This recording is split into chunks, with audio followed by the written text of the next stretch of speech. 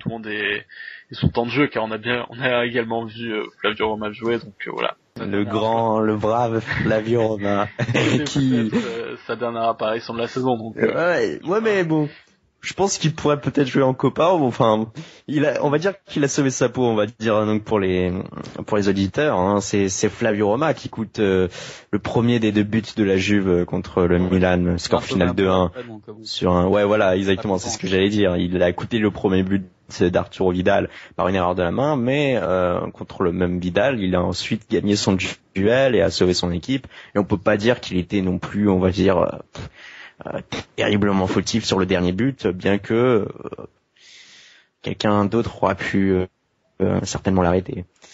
Donc, il a quand même pas fait une Zeljko Kalac, hein. C'était lors d'un été très particulier pour lui, lors d'une tournée, il nous avait quand même coûté, je crois qu'on avait perdu par exemple 2-3 matchs contre des gros très largement, contre Chelsea notamment, avec 4 ou 5 buts offerts, tous par Kalac dans des bourdes inimaginables, et ça avait suivi le départ, la résiliation du contrat du portier australien. C'était assez violent. Donc après ce trophée ultime, donc entre ce trophée et le trophée Luigi Berlusconi, une équipe qu'on affronte donc 2 fois, la Juventus. Quelle est cette première image que vous faites de la Juventus version Antonio Conte? Est-ce que cette équipe peut vraiment prétendre à être un candidat sérieux au titre? Est-ce qu'elle n'est pas trop fantaisiste, ou est-ce que il ne pourrait pas y avoir des problèmes dans un domaine du jeu, Nico? Jouer titre, non, je pense pas, faut quand même pas non plus exagérer. Mais jouer une qualification pour l'Europe, voire la Champions League, oui, ça peut se faire, parce que on a vu de très bonnes choses quand même, notamment dans la mentalité, qui ont quand même montré beaucoup de hargne, notamment grâce à l'arrivée de Vidal, qui est arrivé très motivé, qui est un joueur qui peut apporter beaucoup à cette équipe. Sinon, il manque encore quand même quelques gros joueurs de qualité, quand même, 2-3 quand même, pour dire apporter, donc c'est, ce qui manque vraiment à la Juve pour retrouver le sommet. Parce que bon, ils n'ont pas vraiment de gros joueurs, de grosses stars pour dire de pouvoir se mesurer à nous ou à l'Inter. Donc, ouais, Pirlo, faut quand même qu'il ait une grosse équipe autour de lui pour briller. Ouais. Donc, s'il n'y a pas, par exemple, à Milan, il y avait quand même Zidor, Gattuso, Brozzini, Ibrahimovic, tout ça, devant lui, donc bon, c'était pas même. Ici, à la Juve, il y aura quoi? Il y aura Quinta, il y aura Vidal peut-être à côté qui sera bon. Mais offensivement, ils sont pas non plus, ils sont bons, mais sans... Tu trouves pas que quelqu'un comme Matri pourrait confirmer ces 6 derniers mois qui étaient plutôt excellents? Il a fait quand même une très bonne rentrée lors du trophée au team contre le Milan. C'est lui qui marque, c'est lui qui avait provoqué juste avant qui avait fait une splendide action individuelle qui avait provoqué un coup franc dangereux pour la Juve. Est-ce que c'est pas justement ce type de joueur qui va pouvoir les porter vers le haut, même et débloquer des situations qui pourraient être compromises lorsqu'ils joueront des matchs contre des équipes plus faibles et qui n'arriveront pas à marquer, ou qui problème de motivation de jeu? Est-ce que c'est pas ce type de champion qui pourrait se révéler et finalement être même une carte pour l'équipe d'Italie lors du prochain Euro? Ah si, ça, il peut clairement se révéler. Et de là, c'est pas le style de joueur non plus à gagner l'équipe par un geste de génie ou un geste de champion, quand j'ai envie d'appeler ça. Donc, je dis qu'il faut quand même au moins un gros joueur à chaque poste, ne fût-ce que pour expérience du haut niveau. Parce que c'est ça qu'ils n'ont pas. Matri a beau être aussi bon qu'on le dit, c'est clair, c'est un grand joueur, mais il n'a pas d'expérience, par exemple, pour jouer avec des champions, pour jouer un gros match. C'est vrai que cette équipe est jeune et plutôt, on va dire, inexpérimentée lors des grandes échéances. Ça, c'est vrai. Leur défaut, c'est qu'au lieu d'acheter 2-3 gros joueurs, ils prennent 7-8 joueurs moyens. Ça n'ira jamais comme ça. Ils vont devenir un club moyen. Donc, parce que leur mercato n'a pas été non plus sensationnel. Surtout que ils ont donc dépensé beaucoup lors de ce mercato. C'est, je crois, l'équipe qui a dépensé le plus d'argent, presque, vers les 80-90 millions, avec l'arrivée donc vous avez évoqué par exemple Vidal ou Pirlo entre autres, Lichtsteiner en effet, et même Ziegler sur l'autre côté.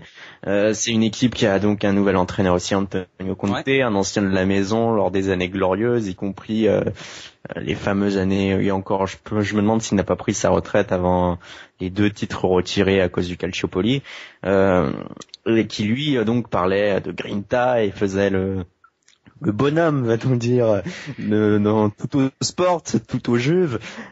Donc c'est une équipe qui va être assez particulière, avec une tactique particulière, un milieu à 2, une attaque sur le papier à 4 qui va souvent se replier avec les 2 joueurs de côté sur le milieu du terrain, donc un dispositif particulier qui va peut-être prendre du temps et qui on ne sait pas vraiment s'il va marcher. Néanmoins, ils ont, on va dire, montré des choses assez encourageantes lors de ces matchs de préparation.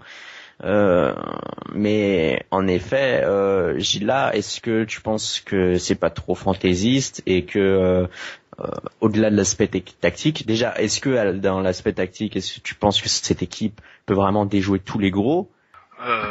Difficile à dire à l'heure actuelle, mais c'est vrai que comme tu l'as évoqué, Antonio Conte a quand même mis en place une tactique qui est quand même assez surprenante, à voir ce que ça va donner, mais voilà, comme je le disais tout à l'heure pour l'Inter et la Juventus ont 2 nouveaux entraîneurs, donc voilà, avec 2 périodes d'adaptation nécessaires, donc voilà, il n'est pas dit que la Juventus puisse rapidement jouer les troubles faits.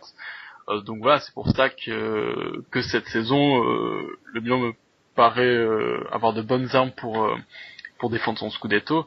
Après à voir comment l'Inter et la Juventus vont pouvoir, on va dire, s'acclimater au nouveau schéma de jeu de leurs entraîneurs respectifs. Et est-ce qu'au niveau du championnat, justement, le fait que désormais il n'y aura plus que 3 places qualificatives pour la Ligue des Champions, 2 places directes et 1 pour le dernier tour préliminaire, est-ce que ça ne va pas rajouter une très grosse tension sur les gros matchs de ce championnat, puisqu'il y a quand même pas mal d'équipes qui sont armées?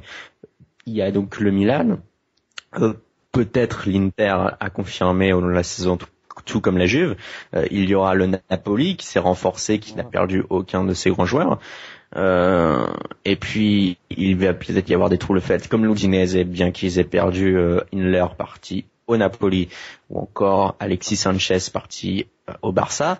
Le fait qu'il semble y avoir quand même 5-6 équipes capables d'obtenir ces 3 places, voire 7.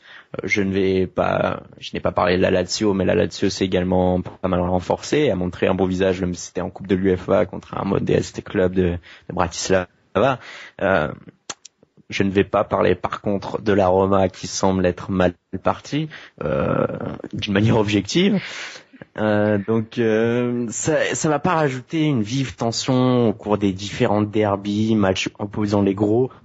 Est-ce que ce championnat ne va pas se transformer finalement en match un tiercé bizarre avec une hiérarchie finalement tout à fait différente de ceux à laquelle on s'attend? Est-ce qu'on ne pourrait pas avoir des grosses surprises comme au championnat 85 quand c'était Vérone qui gagnait à la surprise générale devant le Torino? Est-ce que finalement tout le monde ne pourrait pas se neutraliser et que ça pourrait profiter à un gros outsider, Nico? Dans un sens, j'espère quand même, parce que c'est le genre d'événement qui pourrait faire remonter notre championnat. Donc après on verra. Mais je pense que ça peut clairement, pour moi, la compétition amène justement des choses positives. Oui. Donc, voilà, non, ça peut être que positif, on peut voir que des bonnes choses. Maintenant, de devoir avoir un petit outsider gagner le championnat, je pense pas, parce qu'ils sont quand même beaucoup moins armés que les gros, surtout offensivement. Mais de jouer les troupes de fête et gêner, donc, les gros favoris, ça oui, ils peuvent clairement faire ça. Est-ce que, Gilles, tu penses que, à ce moment-là, c'est, un niveau de jeu peut faire en sorte que on ne ressente pas, on va dire l'expérience, ou même le niveau des joueurs sur le papier, est-ce que une tactique pourrait faire en sorte qu'une équipe puisse s'en sortir quoi qu'il arrive et gagner ce championnat, ou est-ce que ça va uniquement se jouer un bloc équipe, une solidité, de l'expérience, ce qui fait en général la victoire lors des gros matchs avec une grosse condition physique? Est-ce que ça va être ces formules-là, cette recette-là qui permettra de voir le championnat se dessiner? Moi, je pense au contraire qu'on a bien vu l'an passé, par exemple, qu'il y avait deux grosses surprises, le Napoli et l'Udinese notamment. Ouais. Moi, je pense justement que ce qui fera peut-être, on va dire, l'intensité de ce championnat, c'est justement ce sont les formations, les organisations tactiques qui se démarqueront des autres, des plus gros, et qui joueront, on va dire, les troubles faits, voilà, des équipes dures à prendre, par exemple comme l'Udinese qui cette saison quand même a fait pas mal de tort à domicile à certains gros cadors, donc dont nous-mêmes à San Siro, on s'en était sorti d'ailleurs sur un score de 4-4 en janvier dernier, donc voilà, ouais, c'est ce genre d'équipe qui peut clairement nous poser problème, d'autant plus que des équipes comme je me répète, comme l'Inter et la Juventus qui sont actuellement en phase de transition, donc voilà, ça m'étonnerait pas que des équipes comme le Napoli, comme tu l'as signalé, qui n'a pas perdu de joueur et qui s'est renforcé, notamment avec Hindler, donc voilà, puissent rapidement jouer le haut de tableau par rapport à des équipes comme la Juve par exemple qui pourraient côtoyer le milieu de tableau, voilà, le temps de trouver un schéma tactique approprié. Voilà, d'autant plus que voilà, je pense que cette saison la Serie A s'est ouverte et pourrait nous offrir du bon spectacle. Ouais, c'était, je crois, Fabio Capello qui avait rappelé que à partir de l'année dernière, les équipes grosses ou non ont enfin recruté pour vraiment se renforcer et n'ont plus subi les départs ou un marché qui n'était pas dans leur convenance. Donc c'est vrai que finalement c'est le niveau global de la Serie A qui pourrait profiter, décoller, retrouver un nouvel essor. Mais en attendant donc, pour parler du point de comparaison entre les championnats, c'est-à-dire la Coupe d'Europe, forcément, eh bien, l'Udinese est en ballottage, on va dire, légèrement défavorable. Ils ont perdu 1-0 contre Arsenal lors de leur match aller, le dernier tour préliminaire de la Ligue des Champions. Néanmoins, c'était à Londres. Ils vont jouer chez eux. Donc, ils ont néanmoins toutes leurs chances. Pour la Roma, ils ont perdu également, est-ce qu'ils ont perdu? Je me demande. Ils ont perdu ils ont perdu à l'extérieur, ouais. Ils ont perdu à l'extérieur en Coupe UEFA. Je vais même pas noter l'adversaire tellement c'est honteux de leur part de perdre ce match. Luis Enrique a dit qu'il n'était pas un magicien. J'espère qu'il est tout de même un entraîneur. Ils ont quand même besoin de ça. On va parler des sondages qui sont placés sur le site. Donc les deux derniers en date, Mario Balotelli, on sait que les rumeurs concernant ce joueur sont éternelles, le club de son cœur serait le Milan, il veut à tout prix revenir, il avait déclaré juste après, c'était son match, je crois, le Community Shield, ou alors non, le match amical contre l'Inter, voilà, il avait déclaré qu'il ne se plaisait pas à Manchester, qu'il voulait revenir à Milan, ou du moins revenir en Italie, et retrouver donc en quelque sorte sa famille, et sur le site, ils sont assez nombreux quand même à le vouloir, hein. Il y a une légère majorité qui voudrait voir Mario Balotelli à Milan. C'est un joueur qui peut paraître attachant. Je sais par exemple que ici il a un grand avocat qui s'appelle Nico. Je vais laisser Nico faire cette tirade pro Mario Balotelli. Bon, pour commencer déjà, donc c'est déjà un des plus grands talents, donc niveau talent pur, c'est un des plus grands talents européens. Ça on peut pas nier. Donc maintenant, ce que les médias jouent beaucoup contre lui aussi, parce que on fait donc d'une petite action de sa part, ça va faire directement à la une des médias. Donc si par exemple il a pété un coup de travail, tu peux te dire que le lendemain il fera une. Donc c'est ça qu'il faut aussi prendre en compte et mesurer ses propos quand même. Je pense pas que c'est un connard de première. Je pense juste que il est un petit peu con et il est surtout jeune, quoi. C'est pas des erreurs, c'est des erreurs réparables qu'il peut qu'il peut réparer facilement. Donc oui, non, il peut déjà en national, il a montré de très bonnes choses. Il a fait quand même bien peur à l'Espagne. Il a fait une très bonne rentrée. Manchester City a la confiance de Mancini malgré ce que les médias disent. Donc c'est que tu n'as quand même à faire jouer. Ici, il va y avoir une concurrence rude. Donc c'est ici qu'on va avoir vraiment de son vrai visage, qu'avec Agüero, peut-être Tevez, Dzeko, et je ne sais plus qui d'autre. Silva, je crois qu'il joue aussi au milieu offensif attaquant. Ouais. Donc il y aura une vraie concurrence à combattre. Et là, on verra vraiment ce qu'il vaut, ce qu'il montrera comme caractère. Ce qu'il a dans ses s'il vient à Milan, il aura aussi donc quand même beaucoup de concurrence. Ouais. Donc s'il n'arrive pas à faire sa place à Manchester City, il n'arrivera pas à la faire à Milan non plus. Justement, est-ce que tu penses vraiment, par exemple, avant que je parle à Gila des dispositions de Balotelli, est-ce que tu penses que il pourrait quand même venir au Milan? Justement, on a parlé de ça, Galliani ne fait que le répéter, il y a trop d'attaquants. C'est vrai qu'on a quand même un très grand nombre d'attaquants. On a dû faire partir en prêt, même avec option